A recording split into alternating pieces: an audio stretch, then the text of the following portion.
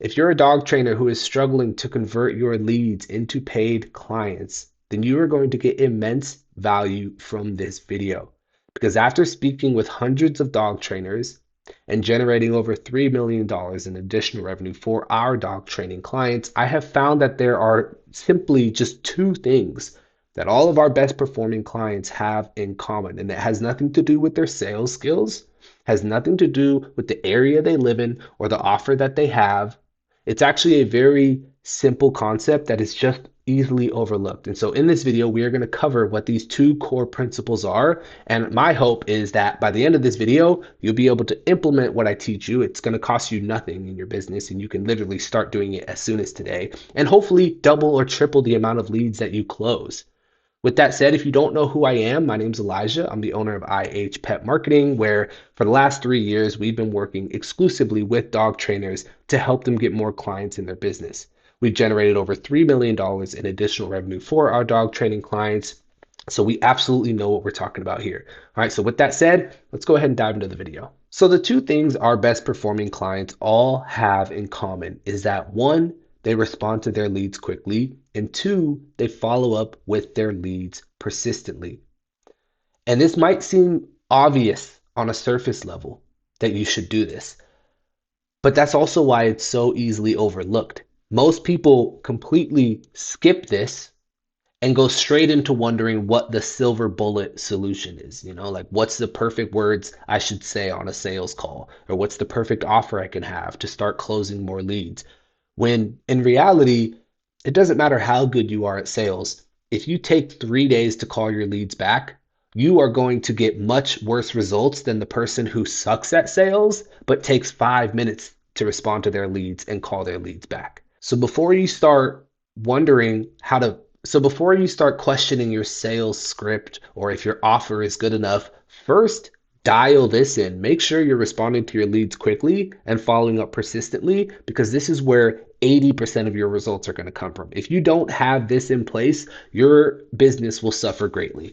Let's dial this stuff in and then focus on the sales script and the perfect offer later on. I promise this is the most important thing you can do in your business to close more leads. Now, why is this so important? Well, it really comes down to two concepts here, and that is familiarity bias and emotion erosion. So we're first going to cover familiarity bias and emotion erosion, and then I'm going to dive into how soon you should be calling your leads, how frequently you should be following up. But you must understand these concepts first. So let's go ahead and dive into it.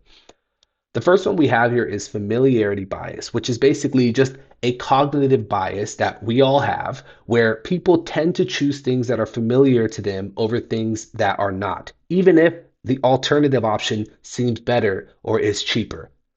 The reason is because we like to go with things that are known to us rather than unknown. We are very risk averse creatures, and we'd much rather go with a thing that is safe and familiar than something that could be better but is unknown and therefore not safe. A good example of this is the products that we buy on a daily basis. So, for example, toothpaste. You can go to the grocery store and go to the toothpaste aisle, and you can look at two different versions of toothpaste, the one that you always buy and an alternative option. And the alternative option could have the same exact ingredients as the toothpaste you always get, and it can be half the price. But chances are you're just going to go with the toothpaste that you always buy because it's the one that you're familiar with. It's the safe option, even though it's twice the price as the other one that has the same ingredients. Another example of this can be the local gas station that you always go to. There might be a gas station near your house that's closer to you and more convenient, but you're going to go to the one that is a little bit further away simply because it's the one that you always go to. It's the one that you're familiar with. Another example can be restaurants in your local area. You might have your favorite Mexican food spot. And even though there's 10 other Mexican food options and some that are even closer to your house and perhaps even cheaper, chances are when it comes down to making a decision, you're probably just going to go to the Mexican restaurant that you always go to because it's the one that you are familiar with. And this same familiarity bias applies to your leads. So let's dive into this a little more. So you must remember that People shop around, and there's a very good chance you are just one out of five other trainers that they're going to inquire with. If you can be the first one to respond to that lead, you are able to get an outsized advantage against your competitors because you are able to establish familiarity with that prospect before anyone else does, which means you're the first company to know their first name, to know their dog's name, and to understand their situation better than anyone else and before anyone else, which also makes you the reference point by which they evaluate all other alternatives. So if your competitors reach out to this same prospect who you've just talked with, they are going to anchor the quality of your competitors against their first interaction with you. So by being the first one to respond, you get a massive head start against your competitors in closing that client. Now, of course, being the first one to respond is not enough. And many of the people you talk with are going to want to talk with their wife before they make a decision, or they're going to want to inquire with other dog trainers before they make a decision. And that's where follow up is so important. Okay. So the company who follows up persistently establishes more familiarity. Okay. So keep in mind, most dog trainers are going to talk with a lead one time and never call that lead back. If you can be the one who not only responds first, but also follows up with them with personalized messages, you are going to absolutely be the trainer that they choose when they are ready to get started. The companies who follow up persistently also show that you genuinely care about them, which again is just building that trust, right? And you separate yourself from the other trainers who don't follow up. So you might have a lead who talks with you and three other trainers, and before they make a decision, they want to, consider all the other trainers and consider you and the alternative options, and they want to take a few days. Well, if you are the only trainer who is actually calling them and texting them over the next couple days to check in, it's unquestionable. They're going to choose you as the trainer they go with, as opposed to the other trainers who they only talked with one time and who never followed up with them. So to summarize, the more touch points you have with a lead, the more you'll position your company as a trusted, familiar entity in the prospect's mind, and the higher chance they will choose you over other trainers who they've established no familiarity with. This is why persistent follow-up is key. Okay, so familiarity bias is a big one. Leverage that human tendency that we all have to choose things that are familiar to us, to choose things that are safe and avoid risk. Be the first one to respond and be persistent with follow up. The next thing we have here is emotion erosion. All right, so when you get a new lead, that lead is in an emotional state.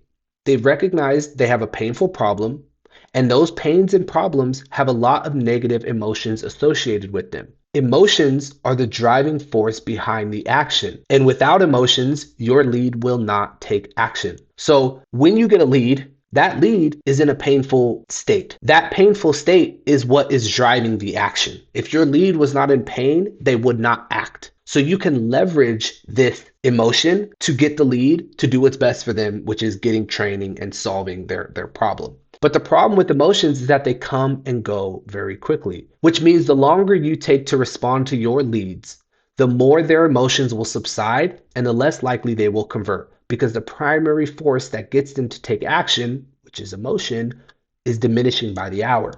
So I have a little diagram here to help illustrate this point. Right here we have a basic diagram that illustrates emotion erosion, right? So on the vertical axis here, we have the emotional state, which ranges from 1 to 55, 1 being a very happy person and 55 being a very sad person or frustrated person or angry person, right? Their emotional state is high in a negative way. And then, on the horizontal axis here, we have the time that has passed. Now, as you can see, when you first get a lead, this is typically where they're going to be, right? They're going to be in this emotional state.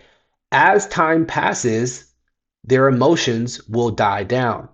So when you get a new lead and you take 3 or 4 days to call that lead back, by that time, they might not be emotionally invested anymore in training their dog. Maybe their dog had a bad incident, but for the last few days has been on good behavior, so their emotions have died down. They're going to justify to themselves, you know what? Max is being a good boy these last few days. I think we can hold off the training, or maybe we'll just look up some YouTube videos, right? And so it's very important you follow up with your leads quickly, because capture them when they're in that emotional state, because that's what drives the action. Without the emotions, your lead will not act. So, to summarize, by contacting leads quickly, you will be able to capitalize on this emotional state when motivation is the highest and have a much higher chance of taking them through your sales process and converting them into paid clients.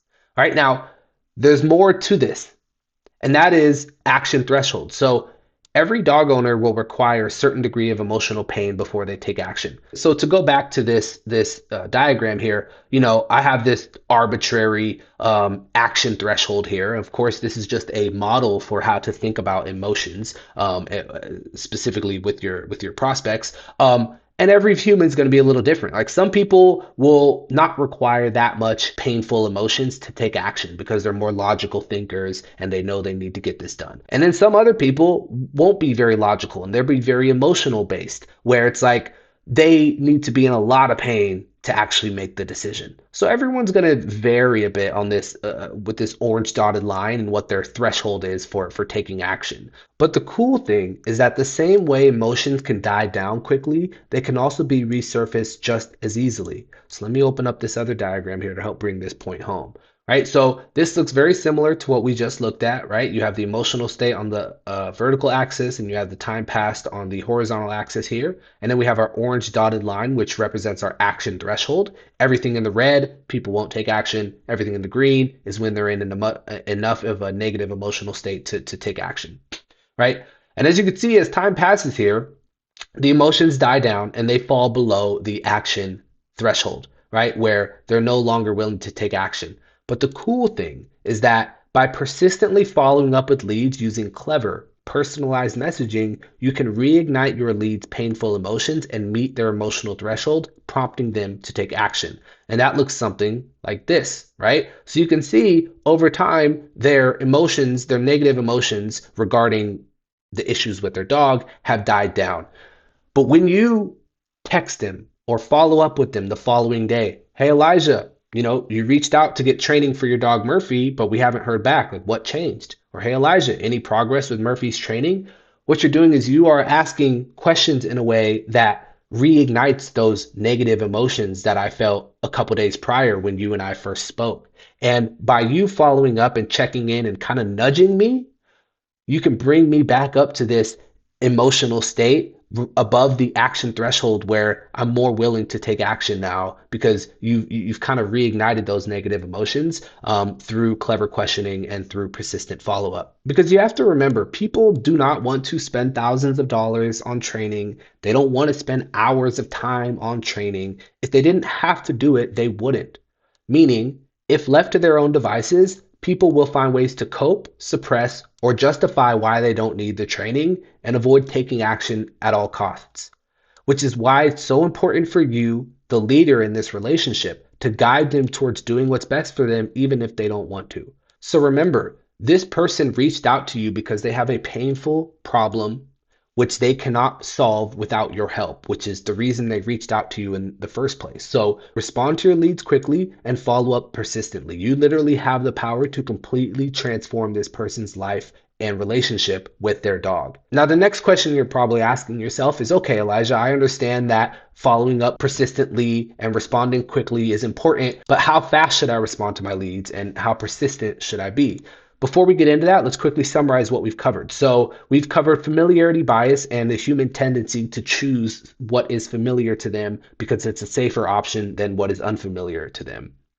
And we've covered emotion erosion, which basically explains how emotions are very fleeting and they come and go quickly. And you can capitalize on this human tendency by responding to your leads quickly and following up persistently and keeping those negative emotions above their action threshold enough to where they actually take action. Because if they don't have any negative emotions associated with the problem they have, they will not take action.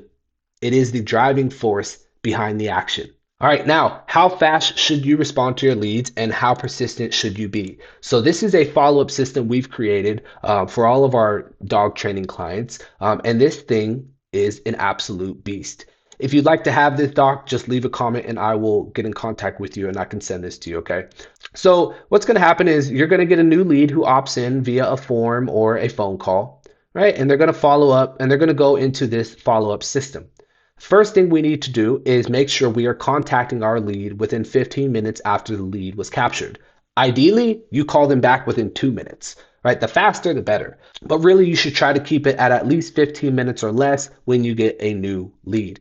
Okay, so day one, contact the lead within 15 minutes after the lead was captured. All right, now, if the lead doesn't respond on your first contact attempt, don't stop there. Okay, so number one, call and always do a double dial. So if no answer on attempt number one, call them again seconds after. This will break silence mode on their phone and cause it to ring, drastically increasing the pickup rate. So if you're someone like me, my phone is always on do not disturb, where if someone calls me, it goes straight to voicemail. I don't get notified. If someone calls me a second time, within say 10 seconds after their first attempt, it breaks through the do not disturb barrier, so to speak, and it alerts me and my phone starts vibrating. So double dial all of your leads. And also leave a voicemail, okay? And leave a follow-up text. So when you get a new lead, try to call them within 15 minutes or less. Make sure you do a double dial. If they don't answer, leave a voicemail. And if they don't, and also if they don't answer, leave a follow-up text. And this is day one. Day one, try again. Do another double dial. Maybe wait a couple hours, wait a few hours, and then try again.